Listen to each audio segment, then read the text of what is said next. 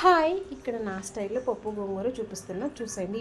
ఇది అనేది మా వారికి చాలా ఇష్టం అనమాట. 2 గంటలు నానబెట్టుకున్న కందిపప్పుని దాంట్లో మంచిగా వాష్ చేసుకున్న గోంగూరని యాడ్ చేసుకొని 2 పచ్చిమిర్చి, కొంచెం పసుపు, కొంచెం ఒక స్పూన్ ఆయిల్ యాడ్ చేస్తాను. పచ్చిమిర్చి కావాలంటే మీరు ఎక్కువ యాడ్ చేసుకోండి. నాకు చిన్న పిల్లలు ఉన్నారు కాబట్టి నేను తక్కువ యాడ్ చేశాను. కొంచెం వాటర్ వేసి ఒక 4, 5 విజిల్స్ వస్తే మంచిగా పప్పు ఉడికిపోద్ది. పప్పు గోంగూర ఉడికిపోద్ది. ఇప్పుడు పప్పు గుత్తితో మంచిగా రుబ్బుకోండి. ఇప్పుడు పసుపు, కారం తగినంత యాడ్ చేసుకోండి. యాడ్ చేసుకున్న తర్వాత మంచిగా పప్పు అంతా రుబ్బండి. రుబ్బి తగినన్ని వాటర్ యాడ్ చేసుకోండి. ఒక గ్లాస్ యాడ్ చేశాను. యాడ్ చేసి దీన్ని ఒక పక్క మంచిగా 2, 3 నిమిషాలు ఉడకబెట్టండి. ఉడకబెట్టిన తర్వాత ఇటు పక్క పోపు పెడుతున్నాను. పోపు దినుసులన్నీ వేసి జీలకర్ర, ఎల్లుల్లిపాయి, పచ్చిమిర్చి, కరివేపాకు పోపు దినుసులు యాడ్ చేసి మంచిగా ఫ్రై చేసిన తర్వాత మరుగుతున్న పప్పుని తీసుకొచ్చి దీంట్లో యాడ్ చేయండి. యాడ్ చేస్తే మంచిగా 2 నిమిషాలు మగ్గనివ్వండి.